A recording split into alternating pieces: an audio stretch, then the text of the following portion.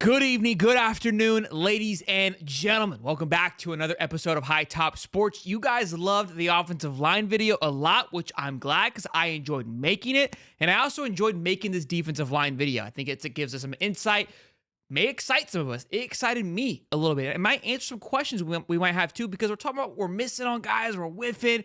But when you look at it and you break it all down and we're talking about NIL and salary and how money's being spread around, we might not be as bad as we think. Obviously, we know, forewarned, we have to now.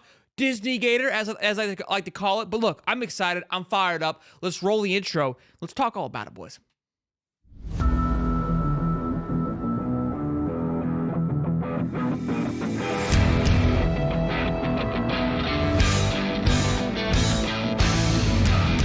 Woo!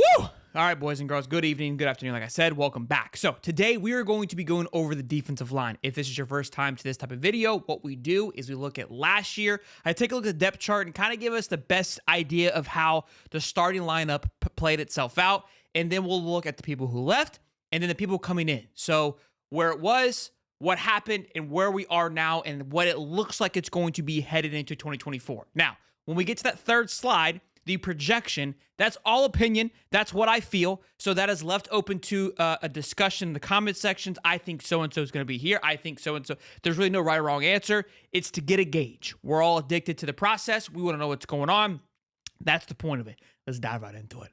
All right, first up, here we go. Now, let me explain this to you. So we're doing a 4-3 basically front. We've got the edge, the two D linemen in the center, plus the edge.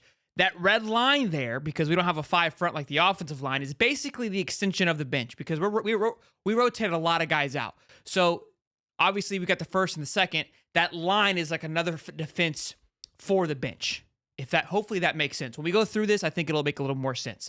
So in the F spot on the edge, we've got Tyreek Sapp. Obviously we know what he was able to do. And I also have up my PFF scores here we're going to go over. So Tyreek Sapp had a 70.43 overall defensive score, which is fantastic, obviously. Again, coming off the edge, I was for him as an edge rusher. So we've got a 74.3 coming back, another year under his belt. Fantastic stuff. Then we've got at DT, Cam Jackson. We already know that he's coming back, came on the show and talked about it the day that he did come back. He's rocking at a 71.1. Healthy D-line thus far, right? The PFF-wise, we know what these guys can do, but also just kind of give you just a number to their production. Got that going for you as well. Cam Banks, defensive end. Now, what's interesting here is, again, this is how the depth chart was. This was not me. So Cam Banks, a true freshman, right? I believe a redshirt freshman, maybe redshirt sophomore, I believe. He's younger than Chris McKellen, from what I remember. Had a higher PFF score with a 69.8 compared to Chris McClellan, who's a 63.8, because we all know Chris McClellan entered into the transfer portal, ended up at Mizzou, which we're going to get into. Getting ahead of myself. But Cam Banks was a starter there. And then, of course, Princely at the edge position, followed by TJ Searcy. And again, this is where this second line of defense come, right? Because we know Kelby Collins came off the edge a few times. Cam James was more on the defensive line, more behind Chris McClellan. But again, that's kind of where we're headed into. Cam James didn't have enough snaps, nor did Kelly Cobbins, to have a PFF score. But we do know that those guys got some time. Jack Pyburn also doesn't have a PFF score, which he did get some time playing, but then he got injured, so those things could play a factor as well. And again, he was, according to the depth chart, second in line in the F position behind Tyreek Sapp. So this is what it was. Again, I did like kind of the first game of the year, and then I compared it to the last game of the year because I know we dealt with some injuries and whatnot. So it got shuffled around a little bit, but ideally, this is what we were working with on our D-line. Now, I know there's probably some names on here that we're missing. I understand those things, okay? So on the depth chart, the only name that I don't have on here currently, one is Will Norman, who is transferred to Marshall, and Lyons. I don't want to pronounce his name incorrectly. So that's what it was for the defensive line last year. Now we know what's coming in this year, but we're going to get into that. So let's go on to scene number 2, which is we're looking at what's gone, which surprisingly, not too much. Will Norman's obviously gone, but there wasn't even on the list from what we had. So it wasn't like it was more of just a massive depth piece that we lost. But with the guys coming in, with us landing Deontay Robinson, it's almost kind of like a clean wash there. Again, Will Norman's headed off to Marshall. Maybe we didn't get the production we were hoping. Didn't perform enough to find himself at a bigger school. I don't know. That part I don't have a lot on. So We lost two guys, Princely obviously to Ole Miss, and then Chris McKellen to Mizzou. So not much to refill here like it was for the offensive line. Okay, this is some good stuff because when you look at what's coming in, you got to get a little excited. And we just went over the PFF scores, right? Cam Banks, Cam Jackson, Tyreek Sapp. Princely, obviously, he had the highest score. Princely was at a 76.3. So now he is gone. All right, so we've lost our lowest productive defensive line and our highest. All right, so what are we going to do to fix it? How do we plan to replace those defensive linemen? All right, so here we go. Now, this is where things get left up for option. They get left open for opinion here. This is where you guys come flooding in. So don't yell at me just yet. You're like, where's so-and-so? Where's that? Relax. Relax. I put some names up here simply to remind us of what is to come. All right, so I'm assuming Tyreek Sapp's going to stay where he's at, more than likely, right? Starting at the up position. I've got LJ McCray backing him up. There's a lot of talks that he's going to come in and be part of that edge, not playing more of the edge than the defensive line. So whether you want to put him in the jack position or the F position, that's left up for you. I think TJ Searcy had some great moments at that jack position. I would imagine he stays there. Now, this LJ McCray, he's going to be he's going to take that spot from maybe like a Kelby Collins or a Jack Pyburn. So again, you could argue that, hey, Kelby's going to have a bigger year. He should be second than LJ. That's fine. I more so put LJ there because I think a lot of us are believe that he's going to be a day one impact player, and I think it's going to be more impressive than we realize. Top 10 recruit for a reason, and I don't think you land somebody like that unless they plan to play day one. So it may not be week one, but throughout the season, I think we hopefully, if LJ McCray pans out to be what we're expecting, he's going to be an impact player on day one. But Kelby Collins obviously made some strides last year. A name that I'm excited about, somebody who was our top recruit last year, I think right behind Jakeem Jackson, maybe? I don't remember, but he was top 2 guy for sure. So, look, those two guys are going to be duking it out behind Tyreek Sapp. I love it. I mean, that's the healthy edge we got going on now, healthy edge group that we got working. Obviously, Cam Jackson's coming back, which is great, backed up by Big Dez, hopefully with this new nutritionist program and the new just workout guy. I can't think of a strength and conditioning coach. Things are going to be moving in a different direction. Now, I do want to talk about what excites me. We went over the PFF grades. Those weren't that bad. When we'll have Stephen Harris on tomorrow, I'll pick his brain some more. If he sees this video, we can kind of break it down. But again, a big thing that we talked about is when they were getting beaten up front, it just looked like they were just being outmanned, out just physical. Also, too, lining up. Well, we've gotten rid of our defensive line coach, so with the addition of Gerald Chapman, those things could appear to change as well too. So those guys got those grades with, obviously a lack in strength and conditioning coach and a not so well-performing defensive line coach, given the fact he lost his job. All right. Again, these are just assumptions here, but we'll keep it moving. At defensive end, I moved Cam Banks down because Joey Slackman is rocking a 90.3. I think he was the highest graded PFF defensive lineman in the country, fourth ranked highest defensive lineman in the country. So now we know we played at Penn. That may play a factor into it, but I would imagine this guy's going to number 1, followed by Cam Banks. Again, Cam Banks ranked 295 at a 69.8.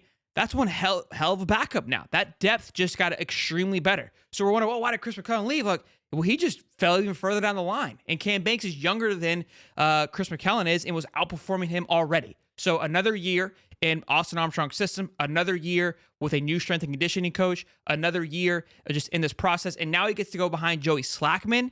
Could be huge. And now you can see where the projection of this is going. And also we'll talk about the guys that we recruited this year and how they funnel into this, because there's a lot of defensive linemen that we recruited this year that aren't even on this list currently. So the defensive end position looks healthy, looks sticks. Should be really excited about that. Then we move into the jack position where I believe Justice Boone, or again, how they want to play this thing out. Again, it could be an eligible. I don't know, right? You guys might have a different opinion on this, but we know Justice Boone obviously went down with an injury. Didn't get to see much of him. We're expecting big things from Justice Boone this year, okay? Bringing the Justice, bringing the Boone. So I love that. To be honest with you, out of this whole line, I put the biggest question mark on that position because we know what Justice can do. We don't know what he will do, right?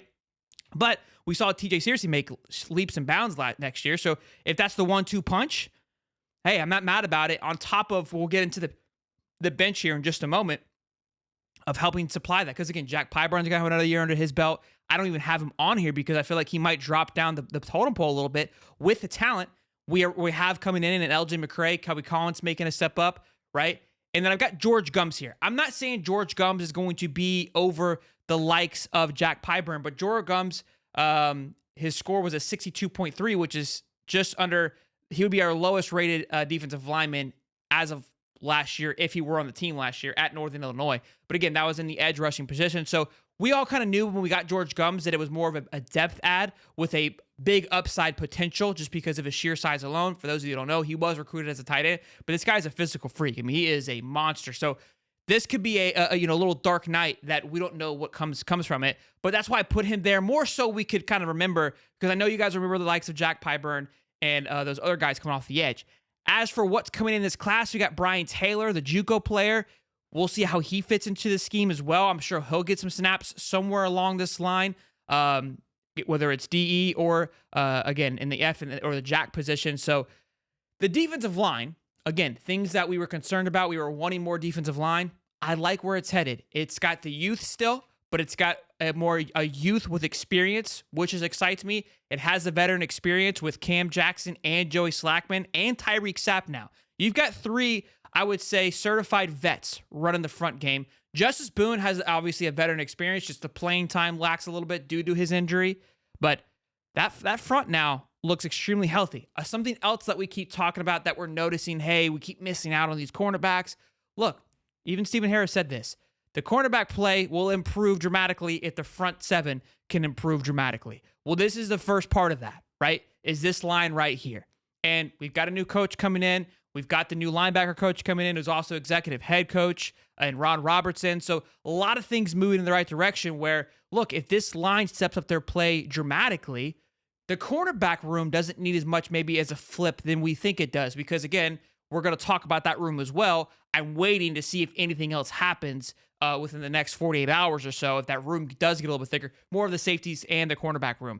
Because, again, that's something that Will Harris has been getting crucified for, missing out on the two Washington DBs and a few other DBs that did not commit, although we did get, I believe, two in DJ Douglas and Triquez Bridges. So, all in all, look, when you look at it like this, when you put it on paper, you start to realize, okay, well, maybe there's a reason why they're navigating through the portal the way that they are. You can't go and just sign 96 players and be like, yeah, we'll figure out where we're going to place you, right? You've promised some of these younger guys, hey, you're going to play.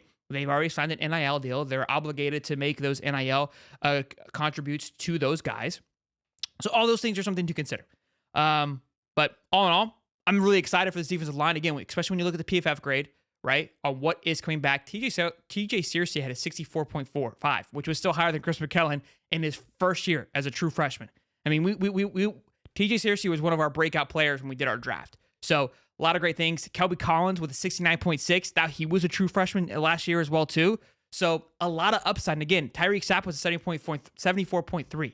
So Kelby Collins, I'm probably disrespecting him by putting him over in that secondary bench. Probably should move him over maybe in front of TJ Searcy. And again, that's how close this competition is going to be, I believe, heading into next year. D-line looks good, boys. I think it's something to be excited about. And again, I think with the strength and conditioning coach and what they're going to again, I don't know what they're going to do. I'm assuming it's going to be better than what it was. I don't feel like we could get any worse. It's going to be leaps and bounds on top of, again, a defensive line coach that I believe is going to be more bought into Austin Armstrong's system than, let's say, the previous two coaches were. So all in all, good stuff, boys. I hope you guys enjoy this type of content. Again, I love doing it. It's fun. I love diving into this team and figure out what's going to happen.